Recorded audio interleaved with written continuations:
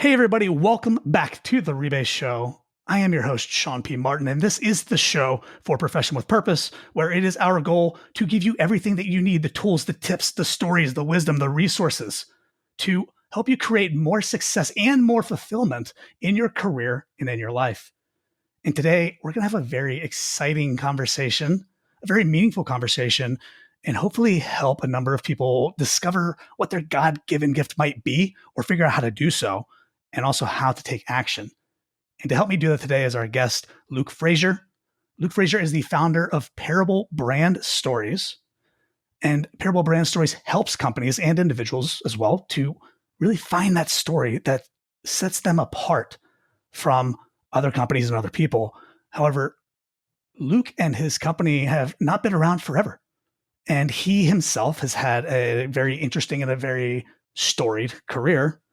It has led him to this point, and we're going to get into that a little bit as well. So without further ado, Luke Frazier, my friend, welcome to the Rebase Show. How's it going today? Wow, it's going great. I'm having a wonderful week, wonderful day, and I told you earlier that really looked forward to this conversation. It's been a crazy week, and so it's cool to just sit down in somewhat of a reflection, but also just have a great conversation. So I'm happy to be here, man.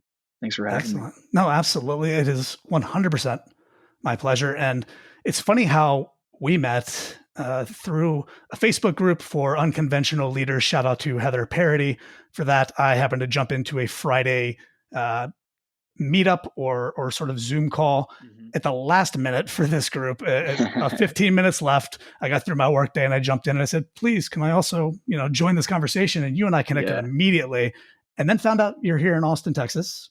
Amen. The greatest city on the planet, as far as I'm concerned right now. That's right. And we connected immediately for a number of reasons, but just because you, like me, want to help people really discover that inner je ne sais quoi, right? That inner whatever it is that makes them unique and special and individual. So tell me a little bit about yourself and how you found yourself here in Austin. Yeah, well, it was a really interesting, I'll start there. It was a really interesting connection. You and I, we both randomly, I've never been in one of those Facebook coffee chat things. I think about them from an outsider thinking that's where the MLMs live. That's where those people, and no, I don't know. I don't hate MLMs, but I have a preconceived sometimes idea of what those are. So anyway, I jumped in and it happened to be to my excitement, people who just want to connect with people, and I love that. And so I got to Austin 3 years ago almost now, because at the time I was co-founder of a nonprofit called Depression to Extinction, and our whole goal was to educate, really bring sort of education tools and practices to help young adults and students really regain or build up a structure and foundation of emotional awareness. In this world, there's just a lot of problems with mental health right now. A lot of people needing help, especially with COVID just coming out of it now. People had really struggled, and so we were in that space for a while, and I was in that space for a while. Interestingly enough, before that, I was out in Philadelphia. I think I was a barber right before we started this nonprofit.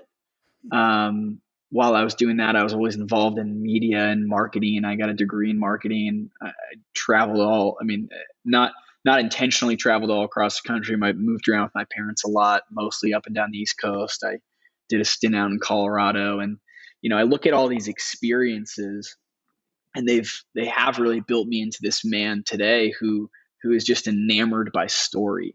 Why do people do what they do? And how do they get started at it? How do you find purpose in something and just stay deadpan focused on that? And it has led to this company we started just past December 2020 called Parable. But living in Austin, I've sort of found, uh, maybe refound my own desire to tell story again, more so in the business realm. But I was telling you, I think maybe last week or week before, I wouldn't be able to do it without my beautiful wife, who we got married this past October, and bleeds right into my story of, like, just having people throughout my life who are better at things than I am, and realizing, having enough self-awareness that I'm not good at a bunch of things. I might be a good speaker, motivator. I might be someone who could tell a good story or encourage someone. But I sometimes miss meetings. Uh, I missed this meeting a couple weeks ago when we were supposed to originally record.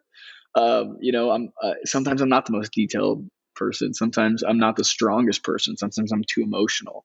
But my story has been, like, just interwoven with people who have always had my back on some level, and I've been able to lean on, where in areas that I'm not as good at, or I've been able to support, them in areas that they're not as good at. And so, Yeah, I love, and obviously you're the expert on story, but one of the things that I've learned over the years of trying to get better at recognizing and telling story is that there is no single hero's story, right? Like yeah, any story that you tell includes other characters, for lack of a better yeah, term, whether that's your story or it's your wife's story, hmm, right? And how now that's intertwined. And so really a story isn't just about the hero's journey, maybe as we think of it, but it is how everything comes and is intertwined. And that's how maybe so many of us can find ourselves and identify with, I could be a part of that story, maybe yeah, not always as the hero, but as yeah, some other role even. So that's wonderful. 100%. I'm But curious a little yeah, bit, if you don't mind me asking. You mentioned in there being really sort of enamored with somebody being able to find a purpose mm, and dig in and stick with that. mhm, Is that at all because maybe you had trouble with doing that, like with focusing on the one thing for a while? mhm, You mentioned you moved around a lot, you bounced around a lot. I'm curious, yeah, what do you think made you so enamored with that thing? Because I similarly am just enamored by people who are like, this is the yeah, thing. Here's my lane. I'm sticking in it. So what do you think yeah. contributed to that for you? I'll start by saying I've learned over the years that that's just a farce. Like, it's such a fallacy to that someone has one thing, and that's their lane. I think that's only perception of those people. And I say that because as a kid, I really, I think I yearned for that thing. Like, I yearned for this tangible direction or calling on my life. And I think I'd go back to when I was probably 10 years old. Um, I have two older brothers. I'm one of nine kids, by the way, but I'm number three. I have two older brothers, and at the time, we were like going to be the next Jonas Brothers, and decided to start a band. Mind you, none of us played instruments at the time. At the time, we all were going to pick them up and learn and all that, whatever.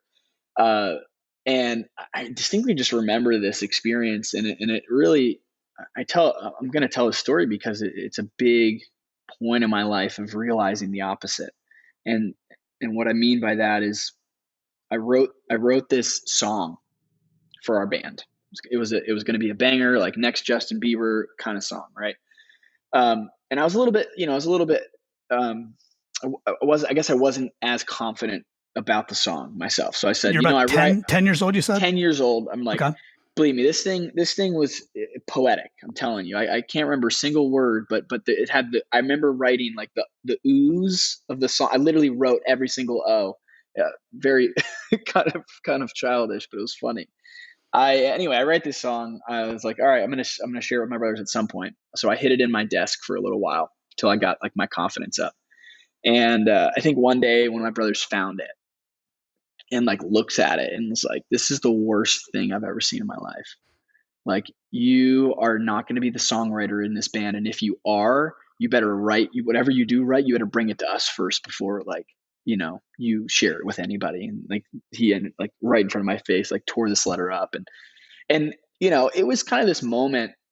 I tell that story because they're like, we moved around a lot as a kid, and I had this like, anywhere we went, I would be anything to anybody just so I could be seen.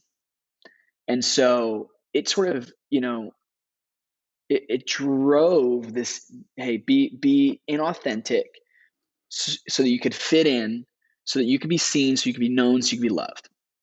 And it drove that for me, this kind of point with my brothers, and then beyond. And again, it's just like, it shows the opposite of the world. I think it shows the opposite of pursuing purpose. But I think what happens is, myself and a lot of people included pursue all of these things. Okay, other people like this in me. Other people see this as success in the world. Other people say, and so I'm going to keep pursuing that thing. My boss, my parents, my whoever wants to see this in my life, so I will pursue it because that's what they think success looks like. Mm-hmm. And so when I was 18, I ventured into this idea of, maybe this isn't right, because I've pursued a lot of things now that didn't work out so well, or didn't bring me that fulfillment. And so I started a podcast called The Why Blog. And I look back and branding was terrible and all that, but the conversation was real. I ran it for about 3 or 4 years, and I just had conversations with entrepreneurs and business owners and executives of companies and creatives and sometimes pastors. And we would just talk about their life, where they succeeded, where they failed, and eventually like what they felt like their purpose was, their mission here on this life was. And what I learned throughout that process was exactly what I'd said before. It's not about doing, being in the one lane and doing the one thing. In fact, it's not about doing it all. Purpose is really about, it's a way of life. It's how you are. It's about the kind of morals and characteristics I pursue, and how I am around people and in relationship, and what am I constantly self-reflecting on and becoming better at. And what we do is really a symptom of that.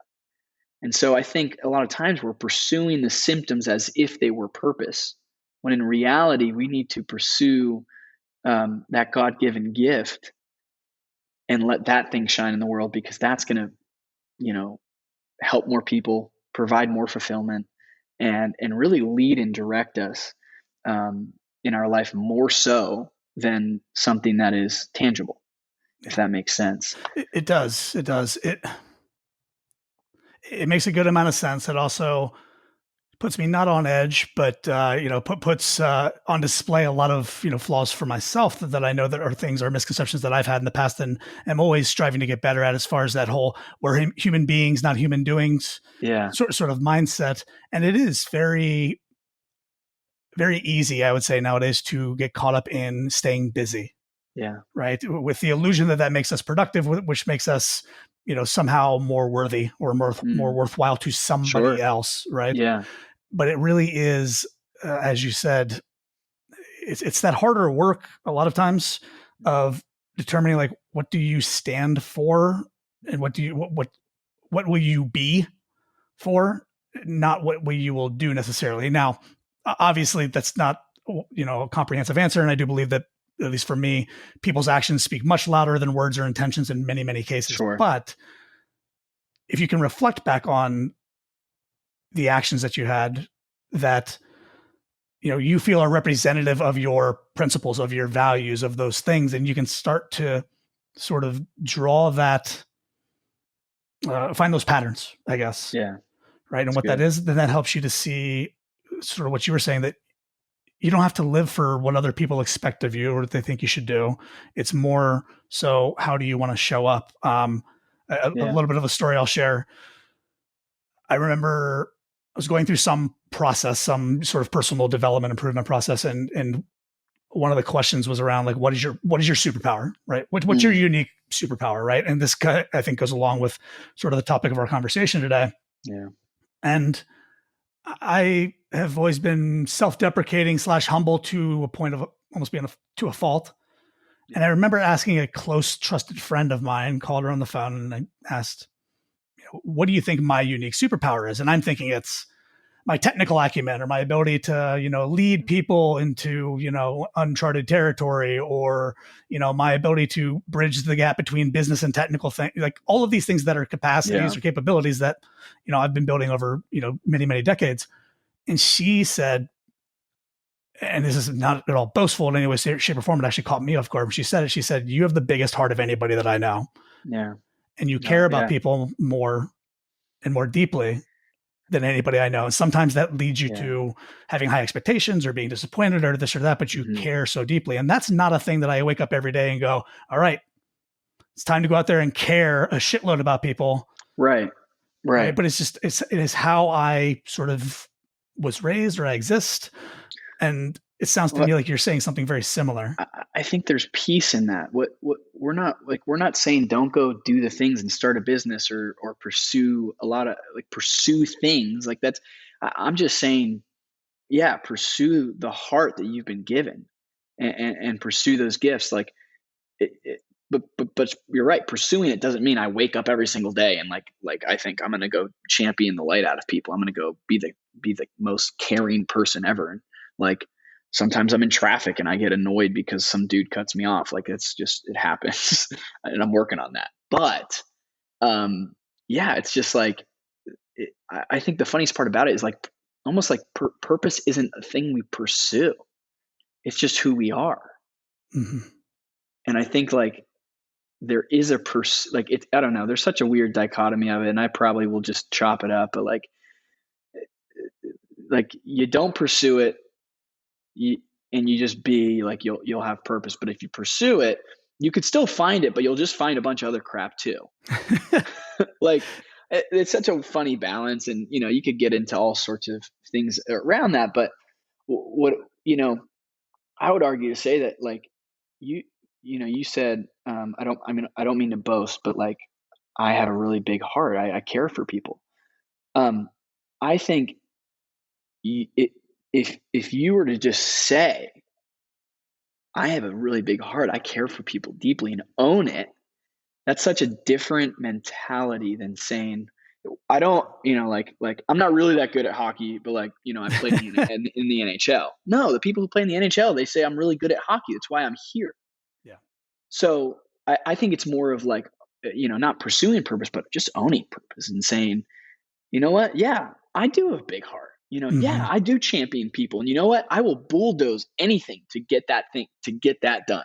I will stand for that no matter where I go. And I think that's just an important like life thing of self-reflection. It's just like, I'm just going to stand for who I am. There is definitely a bit of, and this is more personal and anecdotal reflection, but I think it's really important for a lot of folks nowadays. I think that humility has become extremely valuable and extremely important. And there's always a line, or there's maybe it's a gradient of being overly humble, right? And there's humility without being totally self-deprecating, and like you said, owning something that is as close to objectively true as possible. Mm-hmm. And and I mentioned what I did largely because this was somebody saying this to me, and I was like, at first I was taken aback, and I was like, and actually, you take that back. Don't you accuse me of caring that much about people, because that sounds like a lot of responsibility. But it is one of those things where if you are an NHL all-star or you're on an NHL team, you can say, I love hockey. I'm really good at it, and I love how much joy it brings people. Yeah. You don't have to say, I love hockey, I love how much joy it brings people, and, not to brag, I'm pretty good at it. It's like, no, you're good at it. Yeah, that humble brag, people are like, whatever, that's BS. Like don't humble brag me, you said, oh, Luke, you're the expert storyteller at the beginning of this. And like immediately my heart went, no, I'm not. Like, are you kidding me? Like I already had a list of 10 people who are experts that I follow. And I even think even in that, like, well, why do I think that? Like when you just said that, like what insecurity in me is like trying to push down this thing that maybe I'm not an expert at it. Mm-hmm. And I would tell you, like, no, like I'm learning, I'm becoming a better storyteller every day, but maybe comparatively in a setting, like I could be the expert in that setting. So it's like, I think it's just, you're right. It's like there's this balance to like, just like, be who you are and don't back down from that. But also like, don't put someone else down because of how much better you are at like, or not. You can always learn Yeah. from somebody. And there's also a piece of, and I don't know, I'm sure there's a clinical term for this or something else. Yeah. As we get better at things, Yeah. our expectations for ourselves and for others tend to raise, at least for me, Yeah. right? Like as I look for an expert in something who's a little bit higher up in or at a higher level for a particular skill than what I was looking for 2 years ago, my expectations are a little higher. Yeah. And therefore, for me at least, I get defensive if somebody says, "Oh, Sean is an expert leader. He's an expert at building software teams," which both are things that I think I am very good at and have gotten much better at over the years. But if I bristle at that or I am on the defensive about that, it's because my expectations for what that word means. Yeah. Yeah. They scare me a little bit. And for me, at least, I also am terrified of letting others down. Or not meeting those expectations. So no, I love that. And thank you for that reflection. Yeah. So we just have to do both, I think. Yeah. I think that, well, and it's funny because you see this, it's not just us and it's not just people who might be in a similar stage in their lives. It's even the quote unquote experts. I was watching a podcast interview with Tim Ferriss's earlier today. And this is somebody who has over 300 million podcast downloads. And the guest referred to him as somebody who is naturally curious and really good at balancing that curiosity. And Tim said, "Yeah, I do what I can." I'm like, "No, you probably," before the guest even said it, I'm thinking, "No, you're probably the most naturally curious person that I've ever come across." And clearly that's an expertise and a skill of his. And so it's not just us, right? It's folks all over the spectrum of success, not necessarily wanting to wield that expert title or that praise even. So it's all about, for me, confidently owning it. And being like, like, cause you can also say, or just celebrating it too. Like, I think just, it's like people all the time will tell you, like, high achieving leaders will, like, the ones who don't pull themselves down will say, yeah, like, I celebrate my wins often. And then we keep going forward and we like, we do better. So there's like this duality of like, I'm going to achieve greatness and I'm going to do well at it, but like, I may not do the best all the time. And that's okay. And there's also that aspect of, and I know we're off on a wonderful tangent here. Yeah. I Holy cow. love it. I absolutely love it. But there's that aspect of, when you are sort of the achiever mindset, or you at least have a growth mindset, that there's always a next stage and there's always something else you're shooting for. So you never want to admit, yes, I've reached some status, because does that mean I'm done? Right. Yeah. One of my favorite things that happened on Twitter recently, whenever Elon Musk was named the most wealthy, or the wealthiest man in the world, I think, or at least in the US. Oh, yeah. I saw this. And he tweeted, like, interesting, not back to work. Yeah. Right. Like, he's celebrating, these successes, but he's got grander goals. And to stop and do more than celebrating your wins, in the moment, would be to say, I'm done, potentially, for some people. Yeah. So I love that. That's good. So you have, getting back a little bit to your career and your story, you mentioned you were going to be a Jonas brother, or, a Frazier brother. That's right. But you've also been a personal development coach. You've been a Chipotle crew member. You've been an AV technician, and you said you've always had this, this theme of story running through this. And the first time that we spoke one-on-one, you mentioned that not the nonprofit necessarily, but like there was some environment you were involved in, and you needed to get out of it, and you decided you were going to part-time try to start this, we'll call it a side hustle, because that seems to be the parlance, right? Yeah. And so you decided to start Parable Brand Stories. What's the motivation behind starting your own sort of agency? And I've asked this question of other guests who've been entrepreneurial, because I think something that I struggled with for a while, and some listeners and viewers may struggle with, is sort of like, why me? What gives me the right? Yeah. Right. And like, who gives me permission to do this? So what was your mindset going into, I want to start Parable Brand Stories? No one's going to give me the permission to go but myself.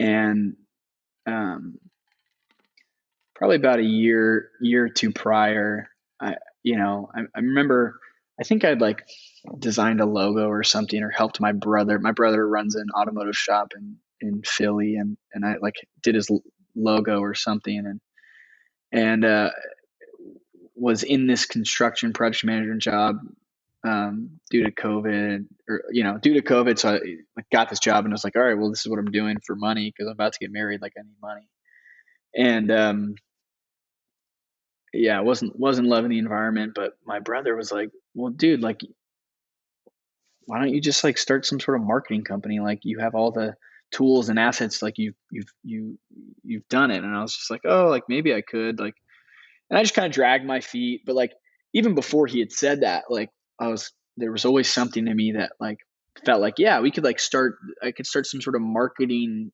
agency. I don't know what that looks like, but we could just go into it. Um, so let's see. I'd say in September of 2020, I met. I had a couple mentors. We went to this who literally like flew me out to California for this men's retreat, which now I'm like heavily involved in. It's a ministry out of California. It's kind of national now, and like they blessed me and like flew me out there and had me get involved. And I met these guys who like were these, they were these Christian entrepreneurs. And some of my background, like I kind of grew up in a Christian world, but not really. But I had this like weird idea of money that like you couldn't go make a lot of money. Like I had this kind of limiting belief that I couldn't go make money. That it's humble for me not to make money. Like that was the limiting belief. Mm. And anyway, I met these guys and they just like were like these successful dudes and like doing really well in their lives. And I'm like, man, like how could I've got like these kind of inklings to like start something and run something, like I always have. So how could I do this? And I started meeting with these two guys named Daniel and Casey, like huge mentors in my life. One of them started a really successful sunglasses business, and the other runs in a real estate investment firm. And we met like uh, via phone call every Thursday morning for like 5 or 6 months. And so with them, I started kind of building this business proposal for a marketing agency. I had it in me that I wanted to, that I knew story was powerful and that everyone had a story, and that businesses, and if I could, I did it earlier in my life for individuals. Well, people make up companies, and then we could do it for companies too. And I've seen the corporate world. When I was in the nonprofit world, we did corporate retreats for people, and like I've seen the inner workings, and I know how people work, and I could easily do this. But there was that limiting belief of like, well, I shouldn't go make money. I shouldn't. Mm-hmm. I couldn't be the one to start a company, whatever. So I just linked arm with these guys, and they really help provide some of the belief for me that and just the resources and tools, and like how do you file an LLC and set up your bank accounts. And like there were just amazing people in my life that I've met over the years. I've built relationship with over the years that again came alongside me and helped provide things that I never had. Um, and and so December like came around, and actually it was a crazy whole thing. Like I think I said I accidentally started the business because my goal was to start it in a year or two, from like this past September of starting the process. It's maybe started on the side. Well, December came around, the construction business I was in lost all their clients suddenly. And basically for me, it just felt like God was closing one door and saying, hey, let's walk right out the other. Like go. I want you to go now Mm-hmm. and start Parable. Yeah. And so I was like, well, holy cow. Okay. Left the job. Instantly the next week, had our first client. And then a couple weeks went by, and then we got a couple more clients.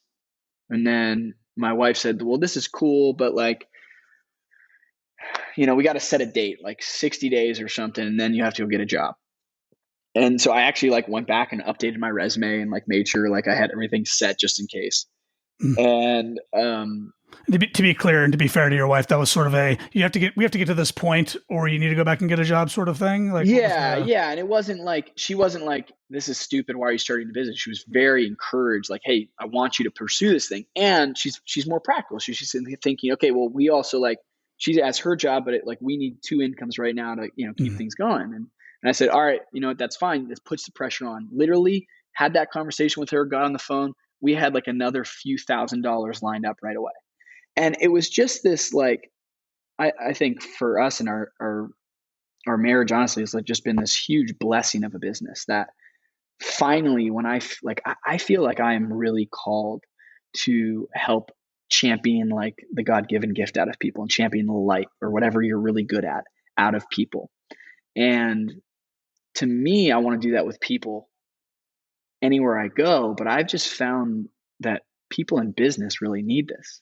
mhm. And whether you're in a startup or you're in a 25 person $5 million company, there's always this tension of like I as the CEO have this grand idea, but you just don't know how to communicate it with the right people. And maybe you did somehow for a while. And so just over time, I don't know if that gives a good snapshot of starting this business, but um, it's just been, even before this past year, it's been ingrained in me that people have great ideas, but sometimes they don't know how to express those ideas in the right story to the Mhm. right people. Yeah. And so that's really where our company's been birthed out of, is this mission to help business owners bridge the gap to connect to their most ideal client through the power Yeah. of story. Which I couldn't agree more that is needed, maybe more now than ever, Yeah, because of a number of reasons. And I could point to statistics, but there are more businesses now, and it's easier to start a business now than it ever has been. yeah, Sure, a lot of them fail in the first year or 6 months or 5 years or what have you, but the ones that do endure, and even the ones that have not yet, went kaput, right? You still have to compete with those businesses. So there's more and more competition. I speak about this in the hiring space a lot, yeah, that there are more companies vying for the same talent now than there were before. yeah. Um, it's the same thing with competing for customers. Hmm. And on top of that, as far as I can tell, unless I'm going crazy, which is also possible, the speed of business, the pace of business is faster. So those ideas you're talking about that the CEO has, those shift and change and morph Very over rapid. time. Yeah. And so the ability to communicate them internally to your Hmm. team, externally to your Yeah. customer, is more and more important. And I do find that CEOs, the visionaries, which I love that you serve the CEO, the visionary, and you are one, and having your wife as a practical sort Yeah. of business partner. Like, no, Yeah. dollars and cents here. I love that We're all how, for it. how great that is. Yeah. But helping them to communicate that, I think, is extremely Yeah. important, and to do so in story form. Which, if Yeah. you've been listening to this podcast, I've harped on the importance of telling a good story Yeah. many, many times. So, tell us a little bit about. So, I also love, by the way, that you had this idea of, I guess I could do that, Yeah. but also you had this limiting belief around, is it okay for me to go out and make a bunch of money? Because I do believe that in society in general, which I even hate the society word, we've been raised to demonize internally this accrual of wealth. And Yeah. I, even personally, to speak personally again for a little bit, only recently came to terms with what accruing great wealth, whatever that means to me, could Hmm. mean for other people. Yeah. And for me personally, building wealth means serving Yeah. other people. So I Yeah. love that you Uh, broke through that. and that's really where my wife and I came to, is like we we don't want a lot of money so we can have a lot of nice things. We want a lot of money so we can uh like serve and minister to a lot of great people, like bar none. Before And you that's ask your next question, I need to plug this in really quick, you're totally good. if that's all right. I will riff a little bit while we're doing that. And it's okay also.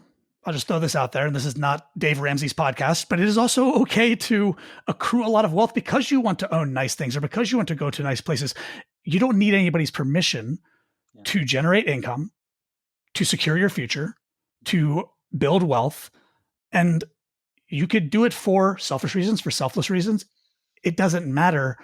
especially when you're providing value to the degree that you're providing value to companies. So Yeah. tell me a little bit about your experiences at Parable. And I know being sort of an agency, you do have some uh, agency client privilege, but anything that you can share around breakthroughs that your clients have had, Mm-hmm. and maybe a listener or a viewer here at home could take some of that and be like, oh, okay, yeah, I guess I really am missing that piece of a story or that entire Yeah. sort of story. So what are some of the breakthroughs or some of the things you've seen in this early going? Yeah, absolutely. One of the very first clients we were blessed to have. We started off by building their website, which is, externally facing. Like that's a cool project. Like that's fun. Um, but my heart was always in, provide some of the marketing services or the normal agency services. Sure, we'll do the marketing, we'll do the site, the branding, like all that. But my heart was really in like always first developing the customer story. Um, and actually, the majority of our clientele now we're doing sole brand strategy with. We're not even doing any marketing services with. Um, but this first client, um, it was really funny because the whole time he thought we were building his website, and we were, but but I was really learning about him. I was asking deepening questions about why he was starting it and what his vision was for it and how he wanted it to look and feel and sound and what's the ideal end client. And I was just throwing these questions in there like they were just part of the mix. And at one point he, like, towards the end of the project, he goes, you know, you've really just, like, I think he put it this way, it was something like, you've really just added this human insight that I would have never thought about to our business. And I said, thank you, first of all. It was very flattering.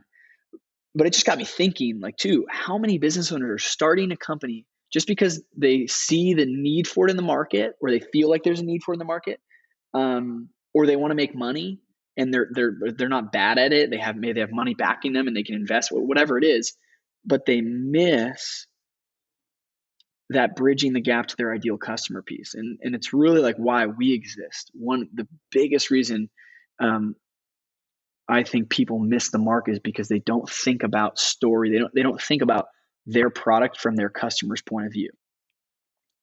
And so if there was any value, I would tell somebody this: find your muse, find your most ideal client, and ask them why they would want to buy your product. Ask them about the product. Ask them what else they like in their life. What else do they do? What else are they interested in? Really get to know who that client is. I often share the story of Lululemon. They have, their ideal customer profile and their muse. It's this like 33-year-old woman named Kate who drives a Jeep, who has two little kids, a husband's in finance. She goes to a couple yoga classes a day. They have a golden retriever. It's that specific. Mm. And they have a bunch of Kates in the room, and they say, hey, do you guys like this product we're in the research and development around? How do you feel about that? Oh, this one goes great with these boots and pants. That's who they sell to. And it works because there's a lot of Kates in the world. I don't mean to be demeaning. There's a lot of Kates in the world. Women who like that. But there's also younger women who look up to the 33-year-old woman and say, I want to be her, so I want to wear the things she wears. And there's a lot of older women who look back and say, I want to be young again. That's the muse I believe most people need to hit. Yeah. And that muse is out there, and you need to really dig to find that muse. Yeah, this is this was a major breakthrough that I had when we were just chatting casually. The first time we jumped on a call, and something I think I, as a business owner, lost track of, and maybe some of the other CEOs or marketing directors or anybody really, again, thinking about hiring as a marketing and sales sort of activity, which it really is. Mm-hmm. Who it is that you're looking for is not the only person who's going to pay attention to that. And that's a really I think that alone is like a huge takeaway and makes this episode worth a subscription price, which is free. But Yeah. it's not just that person you're targeting. It is the other people who want a taste of that, whether they, like you said, they ascribe to be that person, or they want to Right. reclaim a little bit of being that person, Yeah. or they just want to be affiliated in that group Yeah. that Muse Yeah. represents. And that's Yeah. beautiful. I You love can't it. be afraid. Do not be afraid to get specific. Yeah. And that You doesn't know, mean that you're excluding other people. 100%. Yeah. 100%. It just means you're creating your story around a certain person. So you're developing your all of your messaging, all of your mission statements, your vision, your values around some person that you would like to bring into your narrative. Yeah. And that's really like, so when we talk about brand and story and like some of the clients I've worked with, all I'm really doing is building relationship with people. Here's the secret. I build a relationship with people. I figure out who they are and help them see that, and then help remind them that. And then we put that on paper so that when they go out and create all their messaging channels and marketing and sales and their next product line, they put everything that is into that, instead of what does the world want? What does my mom want? My dad, like what? No, we help people remember who they are and invite them into a narrative that matters to them. Yeah. That's perfect. And that will probably be the teaser for this episode. Just, little spoiler alert there. That's perfect. What you said about creating a story centered around a particular person. Yeah. I think anybody can relate to that, right? Like we all go to see movies, we all watch television shows, we all see these sorts of things. And, the hero's journey was first presented to me in terms of Star Wars, which, is a really easy example to give. But just because Luke Skywalker, who's kind of annoying at a lot of times during the Star Wars movies, right? Like especially the early movies, he is a teenage kid, teenage male. Just because that is the case does not mean that preteens cannot relate to that story. It doesn't mean that people in their 20s and 30s, women, people of color, like it doesn't mean that they can't relate to that, because the elements of the story provide an avenue for them to do that, even though that character is not exactly them. Yeah, we connect most with pain. This is what I learned from the mental health world. People connect most with someone else's pain. And when you see someone else's pain, you can feel for it, because I had pain like that once too. And then we see that person climbing out of pain and we think, wow, I think I can do it too. Yeah. And so maybe you find a mentor, the hero's journey, you find a guide, the sage, and they help carry, they help, again, mirror back to you the best pieces of you. And so you regain the strength, and you defeat Darth Vader, and it's great. And at the end of the day, it was always there. Right. And I think that's the funniest part about the hero's journey. Is like it was always, and then again, piece, yeah. Like back to our original like purpose conversation. Like it was always there. The story was always there. But yeah, it matters. It really matters to get focused on that. Two things I want to just comment on there really quickly. The beauty of a good story that people resonate with whenever they see and they identify with that hero is that the hero doesn't just take a straight line to defeating the Empire. No one would connect with that. No. Just the same as they wouldn't connect with, we cut to Luke at the beginning of Star Wars Episode 4, and he's on his way to destroy the Death Star, and you'd feel bad for Darth Vader and the Death Star. You'd be like, oh, but why are you destroying that thing? You'd never know. No, you never know. And so you need the conflict and the pain, but maybe they're just trying to bring order to a bunch of rabble rousers who really knows, but that was the one thing, is that it's not a straight line. And that's what helps us to identify with these stories, because that's how life is, is that we're not going to have this straight line to resolving our pain. And I totally lost my second point, which so excited. It's all good. It's all good. I think it's really important though to find those stories that you resonate with, and damn it if I'm not going to have to come back on and re-record my second takeaway here, because it might have been important. I believe in you. I believe in you. It's there. It's there. It's right there the whole time. Oh, that was my second point. Thank you. See, right there. I've been talking to a lot of folks about resourcefulness lately. and how a good coach, which I do coach people from time to time as part of my job as a manager and a leader, resourcefulness is exactly what you said. It is not giving people resources. Mm-hmm. Coaching is helping people to find the resources that they already had elsewhere and applying them somewhere else. That's so good.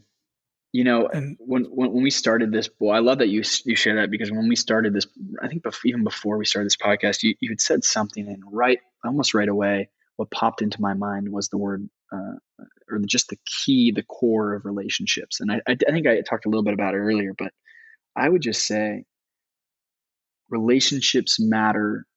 Whenever you do anything, you can't do any. I just don't believe anyone can do anything on their own. You could get kind of far, but what if you, some of my good mentors say this all the time, like, don't let good be the robber of your best. Don't let good be the robber of your best. I think sometimes people sit in good because they've made it that far by themselves, but you know, when you bound together, you can go further. And it's not because someone else has what you don't have necessarily, like tangibly, like you're saying. It's really that someone else is showing you that you could be better in an area, and you just never knew it yet. It was yeah, always there. You just never knew. Like, my wife is much better in certain areas than I am, but because she makes me better in those areas. I'm not better because she's better. If I just let her be better without getting, like, me trying to elevate to the level that she's at, well, she would be like just dragging dead weight for the rest of our marriage, you know? And I think it's really important. Luke couldn't do it without Hans is my brother, without Han or, R2D2 or Leia. But Luke also had to realize within himself that it was always there. Yeah, And it's that's always important. there. It's a resource that he always had. He just needed to find it, and that's what Yoda helped him with, right? Was finding that resource. So that's wonderful. Well, I know that we are running up on time here, and so in the spirit of leveraging those relationships and making sure that you don't try to go alone, I do believe that if you want to go fast, go alone. If you want to go far, Amen. go with others. Bring others with you. How would you recommend somebody take the next step to find their God-given gift? Now, because again, we talked a little bit about wanting to do things that other people said you should do. Yeah. We talked about discovering it for yourself. How would you recommend people build those relationships and work with other people, and not work in the classic sense, but work with other people to find that God-given gift without necessarily falling prey to what other people think you should do? Yeah. Yeah. It's a great question, because I am somebody who for years sought advice from people because I didn't know what to do. I was so, I was so driven on becoming successful that I sought out someone else's advice on how I should live my life. And that's not again, one, I would say, just make sure you're finding the right mentor, the right leader or coach in your life. Again, who's going to mirror back to you the best pieces of you, but it means they're also going to mirror back to you when you're not living up to the greatness that's inside of you. Hey, you fell short today. Or, hey man, you said you were going to do this, but you didn't. But they love you through it. Like, they hold you accountable, right? So you find someone like that in your life. I'd also say, just freaking, just go start some things. Don't quit your job just yet, but go start things and see what works. I was a barber. I worked at Chipotle. I managed a cafe. I managed a go-kart track. I started a podcast. What else did I do? I worked in construction. I worked at an express when I was a kid. Like, I have been in a lot of industries. I started a nonprofit somehow. Like, I've been in a lot of industries, and I'm not that old. But each one of those industries have made me a better person. And so if you want to start something, go immerse yourself in the industry that's there. Like, you want to go start a cafe, go work for a cafe for a little while. You want to go start a construction company, go work for one. I would just pursue those things that are on your heart. I think too often we have an idea that's on our heart, or a passion or something we're excited about, and we just think, oh, that's a cool idea, and then we just go back to living. I'll never get there. I literally had a friend who's a phenomenal music producer, like brilliant. And he he's just kind of like, oh yeah, maybe one day I'll make $1 million. And I said, no, like, dude, how many clients would it take for you to get there? And how many do you need to hit this year? And then how quickly do you need to raise prices? And he was like blown away. He's like, oh my gosh, I never saw it this way. Yeah. And so, there's a balance to a lot of this, but I would, find someone in your life who can mirror back to you your greatness and hold you accountable. Begin to just experiment, like put yourself in different environments that stress you a little bit. My wife's a big believer in what stresses you actually makes you grow, right? And then I forget my third point, but I'm sure it was exciting and motivating. No, it's all good, and I've used the workout analogy a ton on the show. If it doesn't stress you, it's like working out, lifting weights is tearing muscle down and they regrow stronger. So the things that stress you out force you to grow. They force you to grow. It's beautiful. Yeah, if it doesn't stress you, it won't stretch you. Huh. I like it. I like it a lot. Your wife is a very intelligent woman, obviously. Very wise. Number 4, marry up. Make sure you marry up. Outkick your coverage whenever possible, as friends of mine used to say.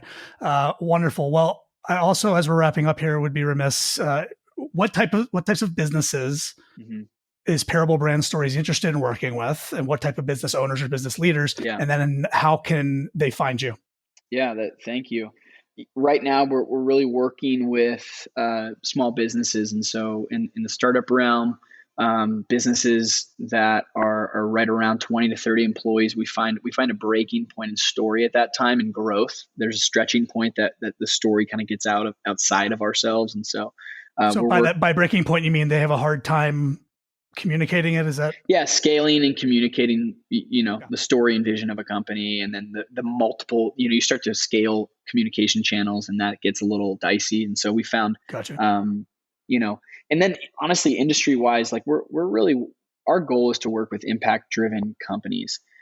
I don't really care what industry you're in. We've worked with nonprofits. I've worked with tech companies. I've worked with brick and mortar, and it's just, to me, it's people that they're set out to make a difference, and they want to grow, and they want to scale, and they really just, they have a heart for their story. So that's really who we're working with right now. And our website is parablestory.com. I think our social medias are Parable Brand, at Parable Brand.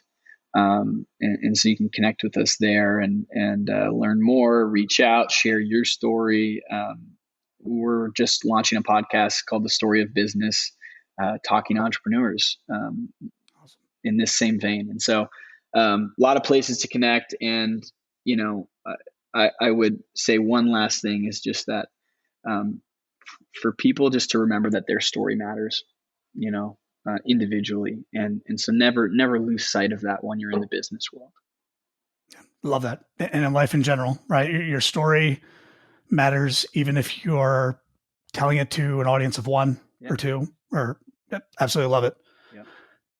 Perfect way to end. Thank you, Luke Frazier, again, for joining us today on the Rebase Show, the show for profession with purpose. Can't wait to have you back on. And I'm sure there's going to be a lot more collaborative greatness coming out of our friendship. And like I said, I feel extremely fortunate that we got connected and that we met. Until next time, folks, for the show for profession with purpose, get a little tongue-tied lately on this one. For the show on Profession with Purpose, this is your host, Sean, signing off. Cheers. Hey, it's Sean again.